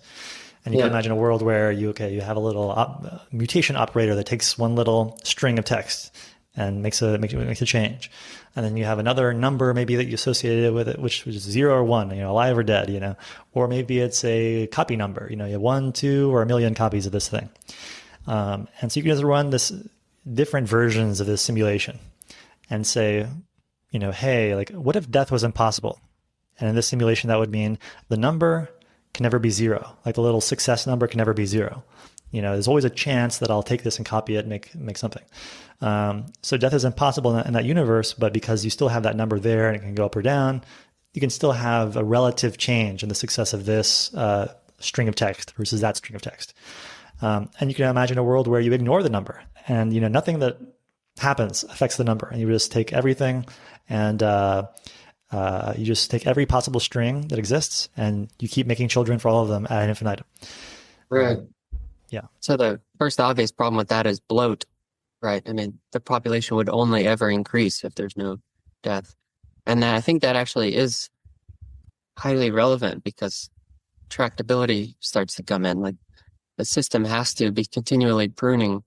Otherwise, searching among its existing knowledge will become, I don't know, I think that it will become intractable, literally in the sense of like computational complexity. That's something I'm super interested in. So that was my reaction from that. That's all. Something that um, made me realize Carlos's point better, and now I'm taking it more seriously than I was a few minutes ago, is that I really like if you just kind of pay too much attention to death as like the criterion, I think you can get into these problems, which is maybe Carlos, this is what you were saying, and I just am now understanding it, which is like let's say you have a bird that gives has offspring, and the one of the birds has like an amazing mutation, like this is like double the wingspan and way better eyes and stuff. And it could just be like the unlucky chick that gets eaten by a snake, like the moment it's laid, like 5 minutes after. Um, Even though that one died, and let's say it's like brother or sister survived, you would be wrong to be like, oh, this one was worse because it died and the other one reproduced, right? Like it just this was unlucky. So I think that's something where this kind of focusing too much on death as a criterion or survival as a criterion goes awry. Yeah, but I mean, it is constantly wrong. I mean, and that's why evolution takes so long. Good things are dying all the time too. Um, so it's just who is determining? There's nobody there to determine what's like. No, no, no. Wait, that was a good, mutation. Don't kill that one. There's no one. That's the whole. That's why it takes an astronomically long time, and that's why simulation mind that allows us to make those sorts of determinations. So it's not like, yeah, I'm not suggesting death as like a merit-based refutation. I'm saying, like I said in that episode a couple episodes ago, I think, I'm just saying, isn't it the only logically possible one, given that the watchmaker is blind? It's like the only tool that exists by physics is death and the avoidance of death. I'm working on putting this into a point by point argument that maybe we can all attack it like vultures, a corpse at some point. But so yeah, I'm still that's sort of the my feeling is yeah, it's definitely not smart. It's totally blind and constantly making mistakes. But there's just nothing else that exists until personhood. Well, even with personhood, the whole interesting question of AGI is like, okay, we're trying to explain a person. So we can never refer to a person Right. to explain it. So again, we're looking at impersonal processes and saying something a bit more like, why is it that these processes which happen in human brain are so much more powerful and fast than these other processes which happen in a genome? So it's more like, oh, what's special about these criteria, this way of taking these chunks of information and having them interact? Like, what is it about? So yeah, ultimately you're always just looking at chunks of information and their interactions and saying, hey, these chunks of information over here that are in a bunch of bacteria, they do cool stuff, but it takes a long time. And these chunks of information over here in the human brain, they're also bouncing around, but they seem to achieve a lot more. So that's interesting. And despite the fact that they're all just chunks of information, and they're all embodied in some chemical thing. Um, so yeah, but I think one general kind of question that's very interesting that is maybe a version of yours, Tyler, is that you're kind of looking at evolution and saying, doesn't it all sort of, it all compiles down to survival? And that's kind of like the starting point, at least. Like maybe it's cool if you have sexually attractive feathers for your mate or something at some point, but long before that, you're going to have gotten your evolutionary ladder climbing started on just death. And so that maybe something like that is true, and maybe I reformulate it to be a bit more Well, I satisfactory mean, for take my. the emergence of life from chemistry. I mean, the the first um, the first replicators were chemicals that didn't just break down again into the soup. They're the ones that stayed together and just didn't die. So I mean, going all the way back to zero, it seems like that was present. Um, One point on that, by the way, that is interesting maybe is that it's actually not about the absolute survival or death of any one thing. It's just about relative mhm. survival. And so it's kind of like the price system in economics, where it's like the absolute number of dollars attached to a price isn't ever what matters. If you just take the whole Yeah. economy and double all the prices, nothing has really changed that would affect any decision. What matters is the relative price of this versus that, of oil versus gas. That's the thing that will affect your decision. And likewise, in the genetic case, what matters is the relative success of two replicators. Like this one is 10 times more effective than this other one, even though maybe they both exist in trillions. Yeah. So that's what actually matters. Yeah. And when we say success in that sentence, we mean amount of replications or something else? I would say that in general, you could like step back and just say like be agnostic on that point and just say like, hey, it's relative differences that matter, and maybe you can construct some situation where it's not the copy number that matters, but something else. In the case of And of Dawkins, I think he's mentioned before, like the three things that matter are in a replicator are your longevity, your fecundity, how many copies you make, but also the accuracy of your copies. And so you can have this triangle of things. And if you make a shitload of copies, but they're all pretty inaccurate, there's a well, trade-off yeah. between that and making like one really accurate copy. Yeah. Um, Or the one that I went to was if we're talking about what success means, I mean, one replicator could have a billion replications, but then they all die over the course of time. Another replicator only has two, but it outlived them all just because it has way more longevity. Which is the more successful one? It's kind of that, that's again kind of like assuming there's some success criterion, but uh, that's merging it. Yeah. It's funny. I would imagine that if you're not making copies of yourself perfectly, oftentimes that can be a good thing because you'll have more variation and so you'll make more chances at progress. But Mm, it's funny that that's by default, like a criteria for success is how exactly you copy yourself. there's a yeah. the advent of like intentional variation is like this kind of crazy thing in the history of knowledge, arguably, because the whole logic of evolution is to try to stay the same. Like you have a bunch of replicators that don't want to change. So to them, any change is just abject failure. This is like, okay, the worst thing that could happen from their limited perspective. But of course, Is looking at the overall system's productivity, you require change for progress. And only in humans is do you really see this change to saying like, oh, we're going to try to promote variation. is sexual reproduction a counterexample to that point where in this one particular, I believe it evolved because there's more variation in each offspring, right? Or is that not the case? It's not variation of the genes, it's the genome that varies. But I think there's a difference in Oh, what that, yeah. Yeah, The well, genes I see.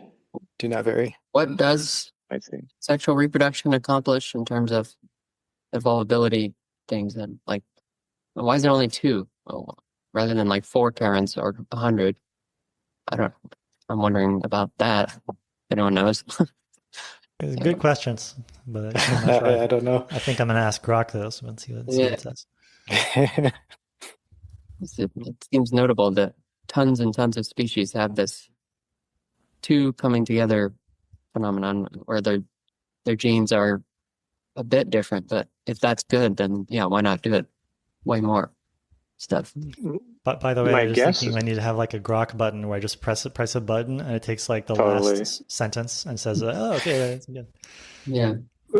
I'm sure, I think this is a good startup idea actually, is to just like have Grok be a participant in the video chat and then be like, hey, Grok, can you give us the answer? And she just intelligently know exactly.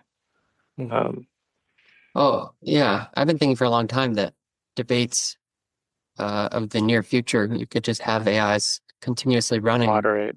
Yeah, well, moderating, but also just pulling all the, a debate should not depend on the memory and the happenstance, firings of the neurons of the debaters. We want to have the best information on Earth on hand, second by second.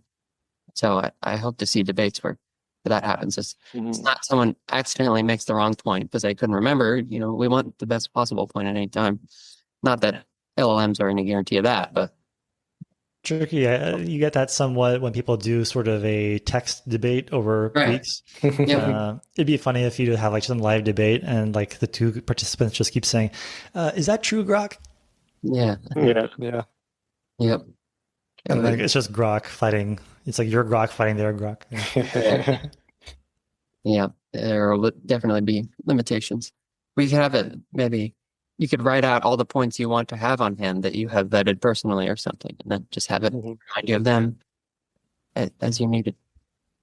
Yeah. I guess maybe we're coming to a close here. I just had one final potential topic for the moment or for next time, which is this sort of talked about how genes are sort of like highly compressed or they're like highly, I don't know, highly upstream. There's like an upstreamness to them.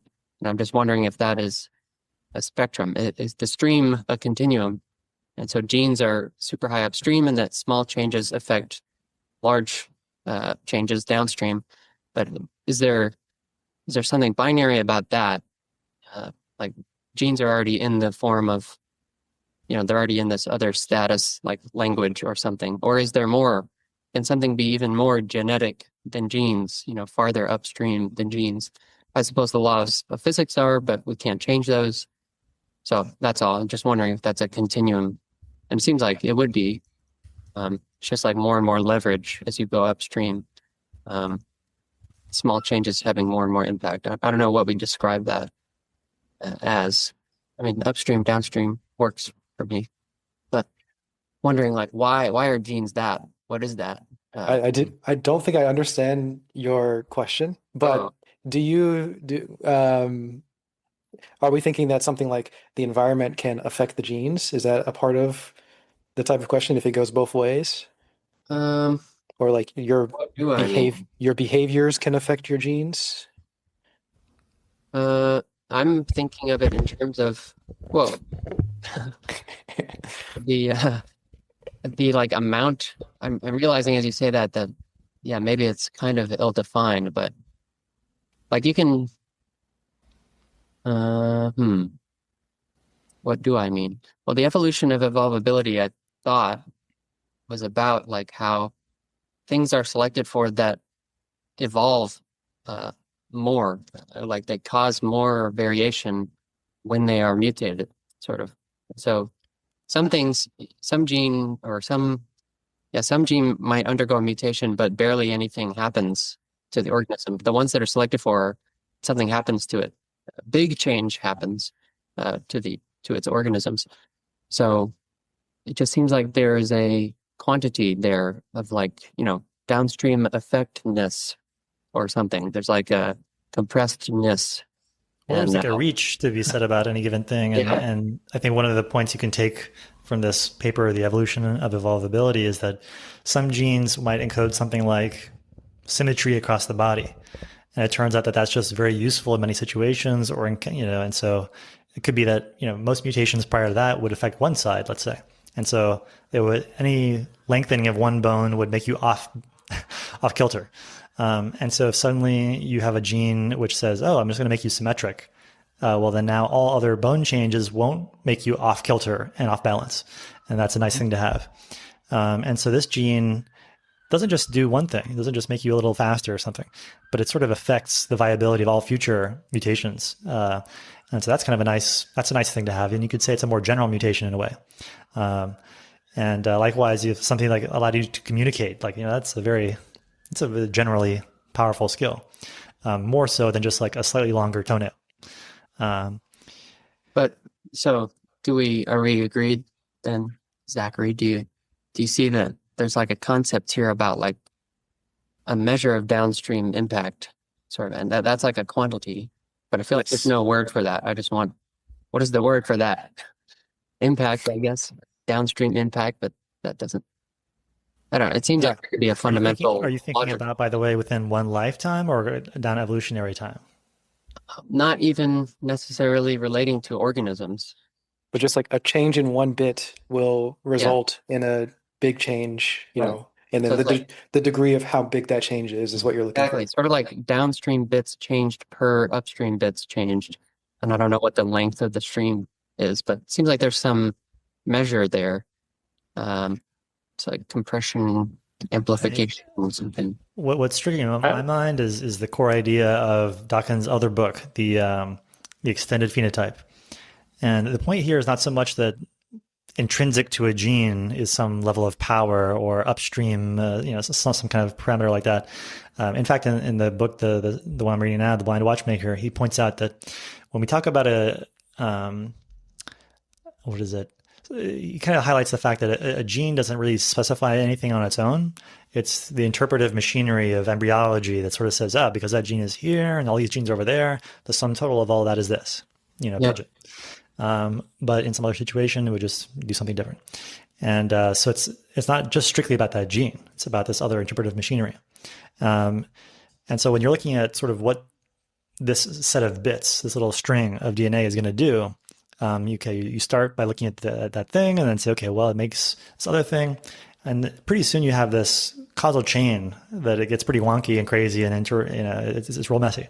So if you're interested in such causal chains, then you can study them. But it's not, the effects aren't just a property of the gene itself. It's all these other things it's kind of participating in this larger web of activity. And there is no B to my statement. Well, where do we go from here? Well, that's something to think about. I do have a question back to Carlos. Did we get to all of the four things that Dawkins talked about? You said the growth of information, the growth of mutational or variational power, and then the growth of selection power. Was there a fourth? Not already a fourth, but just another kind of sub point maybe was that one thing that happens, he kind of emphasizes one point about how initially there would be like unicellular life, but then there was this transition to multicellular life. Mm-hmm. And this opened up kind of new opportunities, both in terms of the scale of impact of something. Like now you have an organism which can control much more matter. This is way heavier, way bigger. That's kind of why I tweeted recently. Like you've all been gaining weight. You're like 70 billion times heavier than the initial cell you started with. And so that's kind of interesting when you look at it like that, like just an increase in the scale of physical power of something. But then also, maybe more importantly, there's this uh, that buys you additional things you can do in the world. You can pick up rocks now. Unicellular life cannot. Um, and so there's new transformations, there's new things, options you have to improve your own survival power because you can control things at a larger scale. And so that's maybe more about like the growth of let's call it phenotypic power or something. Like once you get a nuke, there's a lot more you can do a lot more things, and that's a form of growth. Nice. Are you naming these yourself, or were these named by him? Frustratingly, he touches on these points, but either doesn't think of them exactly the way that I'm thinking about them, or is making a slightly different point. But he kind of talks about these things, but I don't know if he gives them the same labels or breaks it out in quite the same way. Cool. All right. I love it. Yeah, I'm glad to get your perspective here and your unique naming of it. I like it. Yeah. He calls the chapter constructive evolution. And he says the reason for this chapter is to say that if you think that all evolution can do is like say no to stuff and kill what doesn't work, that it seems kind of weak. It seems like it's just a means of filtering things out. So how do you really get advanced things? It doesn't seem like it's progressive. It just seems like it gets rid of the defects. And he says, well, no, here are various ways in which you can see it rewarding progress, not just punishing defects. And yeah, so that's kind of, so when I squint at the chapter, I think like, oh, the way I would frame that is a bit different. Just like, whence the power of evolution. Well, you're making me realize that power could be a term for that downstream impact quantity. Maybe it already is. Anyway. Yeah, I like to think of causal power and what affects it. And so when I'm thinking about, for instance, the question I raised earlier about like the thing about a mind is asking, how do you set it up so that it empowers the good stuff and doesn't gets rid of the bad stuff? How do we get it so that Milton Friedman wins in the system and Karl Marx does not? And so and so that's an open question, and part of that is trying to see like how do you construct the criteria that could recognize the good thing and get rid of the bad thing. And then how do you set it up so that, again, not only do you recognize the difference in quality, but then you act on it in such a way that that assessment matters. So that's, you have to not only see the difference, but act on it. And I think one of the things that I think is fun to go beyond just evolutionary thinking is to say, what if there was an open-ended set of options you had for affecting the causal power of a thing? So you can send a nuke and just blow it up. You could put it in jail. You could get it handcuffs. You could say, I'll give you I'll let you be free, but you can't talk to so-and-so. I'm just not going to give you access to this particular device. You can't have the nukes. You can have it. You can walk around, but you can talk, whatever. So you can think of this totally open-ended set of ways of affecting, like, I almost like to think of it like you can have effects which are centered on the object itself. So I can say I'm going to put you in jail. I'm going to put you behind bars. I'm going to put you in handcuffs. Or you could say, I'm going to have some more distant effects on like other things in reality. Like I'm going to block that building and you don't get a key. I'm not affecting you per se. I'm affecting more this other thing. And so I've severed the causal connection between you and that particular thing out there. And so there's this whole wide web of causal relationships, and you can intervene in that set in an infinite number of ways. And only one of them is killing you. And so this is all what you might call the sculpting of causal power. I like, notion of causal power. Okay. But now we could do the Saddam Hussein wild applause for me, and then we can. He's like, oh, we're gonna start purging, and he has all his generals or whatever, and then they all start clapping for him. Yeah, you're the greatest. No. Should have a soundboard in here. Nice. It's an integral part of my Discord activities. Constantly. Funny, actually, a person at work has. Before I left the job I was at, did like a human soundboard. Basically, they can do like so many of the sounds. Anyway, that is fun. Hey, you want to give this one? No, I'm not trained. I'm not trained in these arts yet, but I do need to hop off though. Are we coming to a close? here. We have about, I think, 2 more hours to go, I think. Oh my gosh. I think we're all good unless anybody has anything else they want to throw as a cherry on top. That was awesome. I really enjoyed this. Yeah, no, that was fun. It's all my Good points. times. Keep on going with your microepistemology, the Will do. explanatory knowledge, the puzzles and the matching, and all forms of genetic power. So Yes, sir. I'm gonna pump my fist and say genetic power. Adios, everybody. Yeah, Mm, See you that was fun. guys. See you guys. Yeah.